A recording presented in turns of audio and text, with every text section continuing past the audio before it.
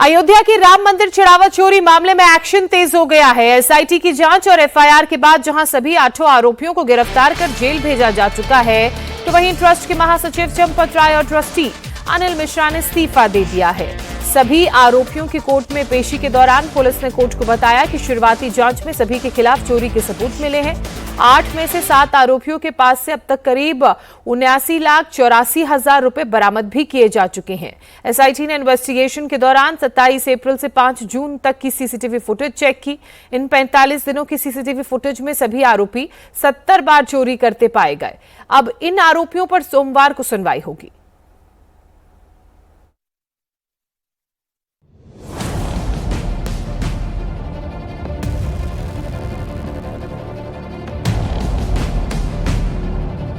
दूध का दूध और पानी का पानी हम करके रहेंगे। जन आस्था के साथ खिलवाड़ स्वीकार्य नहीं। सनातन आस्था के साथ जो भी खिलवाड़ करेगा उसका भुक्तभोगी होगा। सनातन आस्था पर हुई सबसे बड़ी चोट और करोड़ों हिंदुओं के आराध्य भगवान राम के मंदिर में हुई सबसे बड़ी चोरी के बाद सीएम योगी के सामने अयोध्या के सम्मान को बचाने की चुनौती। तो राम मंदिर चढ़ावा चोरी के बड़े से बड़े आरोपियों को भी जांच के दायरे में लाने का चैलेंज। और यही कारण है कि एसआईटी की रिपोर्ट आने के साथ ही ताबड़तोड़ एक्शन शुरू हो गया है।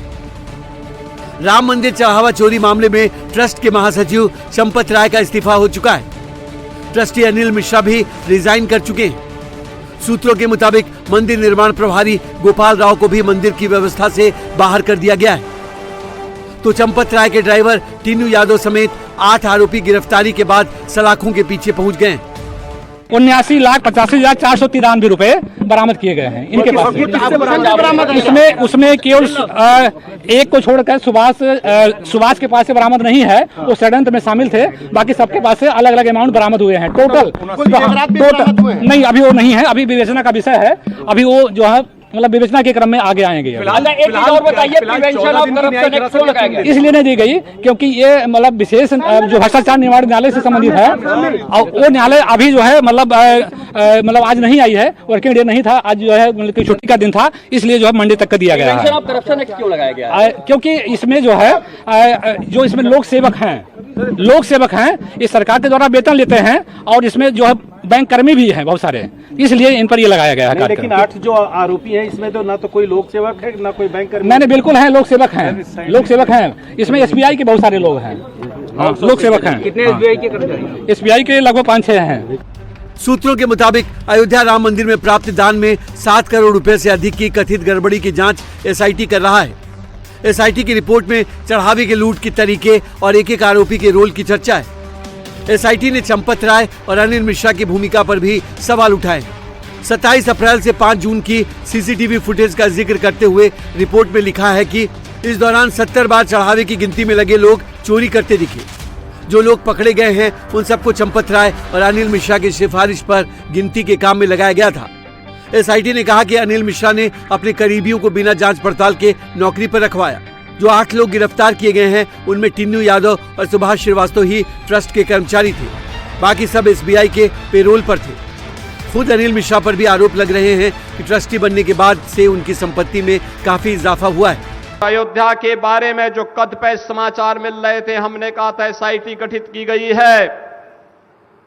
एसआईटी की रिपोर्ट आने के साथ ही हमारी कार्रवाई भी प्रारंभ हो जाएगी।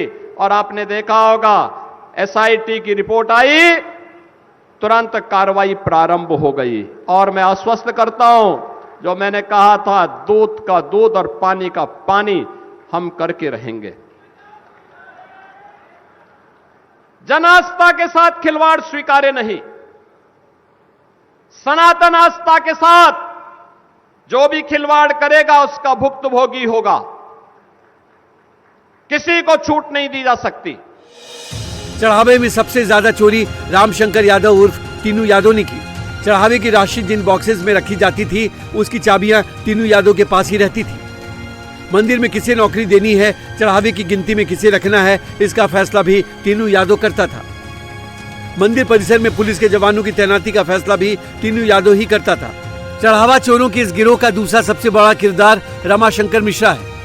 रमाशंकर मिश्रा को टीनू यादव की सिफारिश पर रखा गया था। रमाशंकर को पहले फेलिसिटेशन सेंटर में काम पर रखा गया था। बाद में वो चढ़ावे की गिनती का काम भी करने लगा। एसआईटी की रिपोर्ट में कहा गया है कि रमाशंकर भी कई मौकों पर सीसीटीवी में चढ़ावे की रकम चुराता दिखा है। मई के आखिरी सप्ताह में चोरी का शक हुआ तो ट्रस्ट ने नोट गिनने वाले कमरे में कुछ हिडन कैमरे लगवाए, जिससे चोरी के सबूत सामने आए। ट्रस्ट को इस बात की जब जानकारी हुई कि चंदे में चोरी हो रही है, चढ़ावे में चोरी हो रही है, तो ट्रस्ट ने उस काउंटिंग सेंटर के अंदर बाकायदा एक हिडन कैमरा लगवाया। और हिडन कैमरा लगवाने के बाद जो लोग अंदर चोरी कर रहे थे उनकी गतिविधियों को पूरी तरीके से रिकॉर्ड किया। और रिकॉर्डिंग करने के बाद ये बात सामने आई कि न सिर्फ जब काउंटिंग हो रही है कैश की, करोड़ों रुपए की, उस दौरान इसकी चोरी की जाती है, बल्कि कर्मचारी सीसीटीवी से बचने के लिए जो सीसीटीवी कैमरा होता है उसके सामने खड़े हो जाते हैं, उसकी आड़ में खड़े हो जाते हैं ताकि वो जद से बच सकें। रमाशंकर मिश्रा के साथ चढ़ावा चोरी का तीसरा आरोपी अनुकल्प मिश्रा भी अब सलाखों के पीछे है। अनुकल्प को रमाशंकर ने नौकरी पर रखवाया था। अनुकल्प मिश्रा 2 साल से चढ़ावे की गिनती से जुड़ा था। जब गिनती के बाद चढ़ावे की रकम बैंक भेजी जाती थी तो अनुकल्प मिश्रा वाउचर बनाता था। इस बात के सबूत एसआईटी को मिले हैं कि अनुकल्प मिश्रा वाउचर बनाने में गड़बड़ी करता था, चढ़ावे की रकम को कम करके दिखाता था और जो एक्स्ट्रा पैसा होता था उसे गायब कर दिया जाता था। बात यह भी सामने आई है कि जिन गड्डियों को पूरी तरीके से बंडल के तौर पर बदला जाता था, काउंटिंग की जाती थी, उनमें ज़्यादा पैसे रख दिए जाते थे। उदाहरण के तौर पर 50,000 की गड्डी में अगर 100 नोट आने चाहिए 500 रुपए के, तो उसमें 120 नोट, 130 नोट रखे जाते थे। और जब वो बंडल को पूरी तरीके से संयोग कर लिया जाता था, उसके बाद उन बंडलों को बैंक पहुंचने से पहले उसमें जो एक्स्ट्रा नोट होते थे उनको निकाल लिया जाता था। यानी कि गड्डी पूरी होती थी 50,000 की, मिलान होता था 50,000 का, लेकिन उसमें 20 से 30,000 रुपए एक ही गड्डी में मार लिए जाते थे। तो ऐसे में ये पूरा जो चंदा चोरी का मामला है ये कितना बड़ा है, कब से किया जा रहा था, साल से किया जा रहा था, 2 साल से किया जा रहा था, कुंभ से पहले से किया जा रहा था या कब से किया जा रहा था, ये एक बड़ा सवाल है। और इसीलिए इस पूरे मामले में न सिर्फ 8 आरोपियों को साथ बैठा करके पूछताछ की गई है, बल्कि इन सभी के जो बयान हैं वो अलग अलग भी किए गए हैं ताकि सभी के बयानों को क्रॉस वेरीफाई किया जा सके।